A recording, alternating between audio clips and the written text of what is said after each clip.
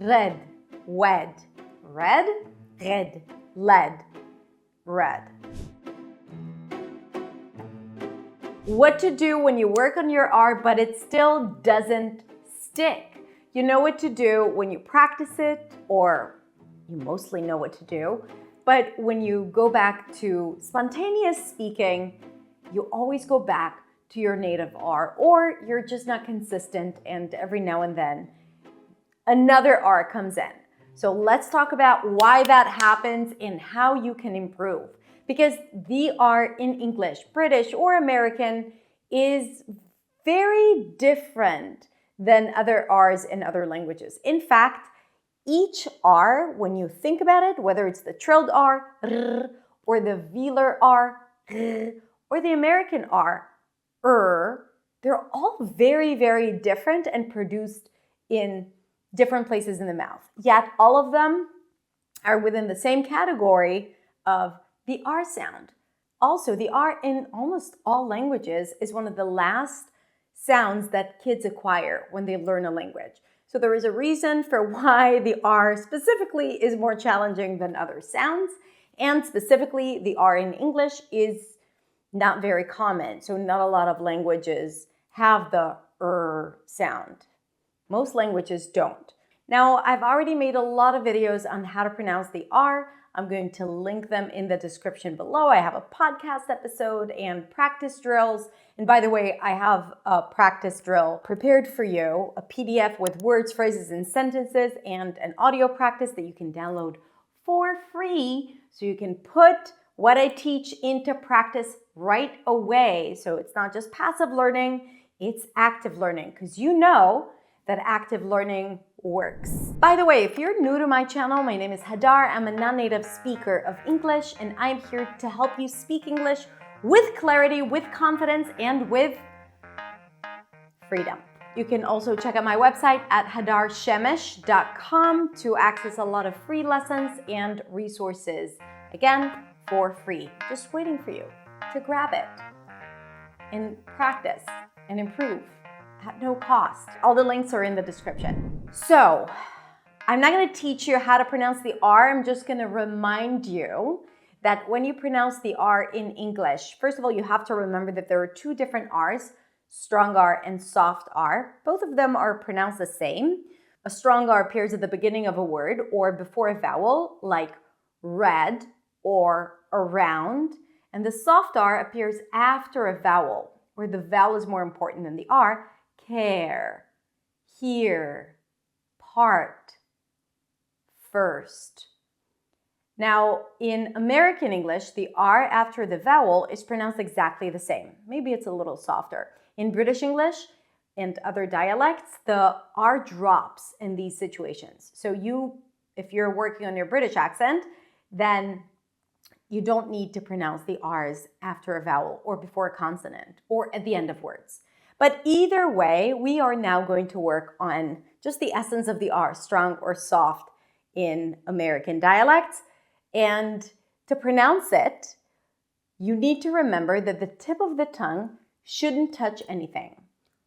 The sides of the tongue touch the sides of the teeth. The lips round a bit, especially if it's before a vowel. Red. You don't want to have too much tension, right? Just want to be nice and chill about it, but lips around it, and the tongue does most of the work. The tongue kind of like pulls back, contracts, the sides of the tongue touch the sides of the teeth, and the tip of the tongue doesn't touch anything. There is tension inside, but not too much, and it has to click to the right place. Red, right, result. So why is it so hard to use the R consistently when speaking and not just when practicing? So first of all, the R, the American R, or the R in English, is very different than probably a lot of sounds in your first language, and definitely different than the R in your first language. And if that's the case, it's going to be more effortful. You're going to have to invest more effort into pronouncing this R consistently. And the body and mouth, they like to be efficient. So you're probably going to invest less energy and effort, and as a result would kind of like fall back into pronouncing the R the way you were used to, the way it is in your first language. Second, learning a sound is really just building a new habit. And to build a new habit, you have to do something again and again and again and again and again until it's automatic, until you don't have to give an order to the mouth to go into a certain place, right? It has to be automatic. And if you tend to go back to your natural R, it means that you haven't built the habit. That's it. It's not because you're not capable. It's not because it's too hard.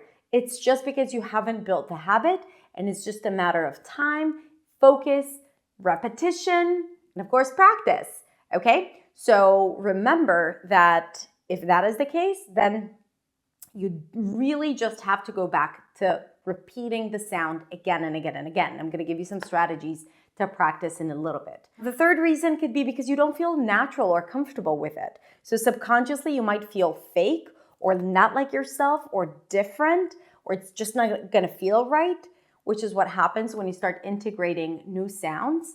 But that's part of the work. Now, the more you do it, the more natural it becomes, the more comfortable you start feeling.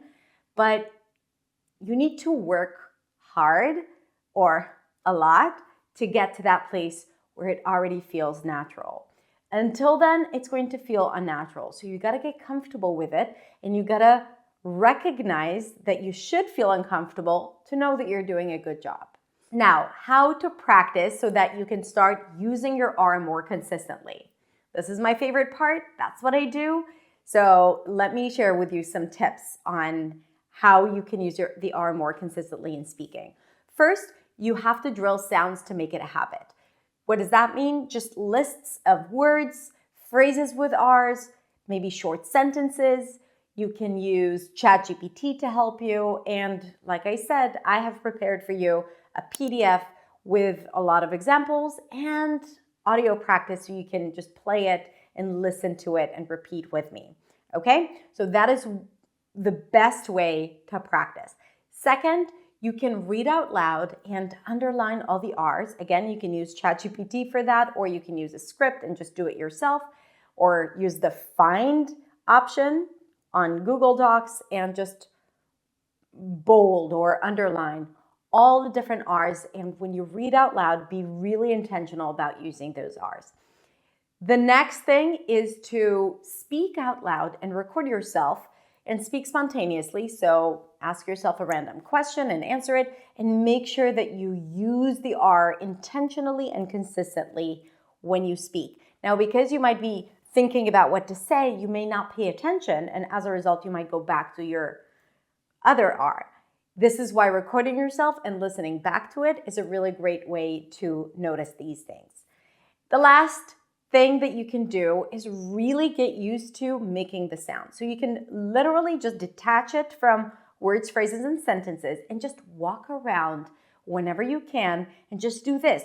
Ra ra ra ra ra ra ra ra ra ra ra ra ra ra ra ra ra ra ra re re re re ra ra ra ra. Start adding vowels after the R. Ru ru ru ru ro ro ro ro. Re-re, ro, ru, until it starts hurting, until you start getting tired because you're exercising your muscles.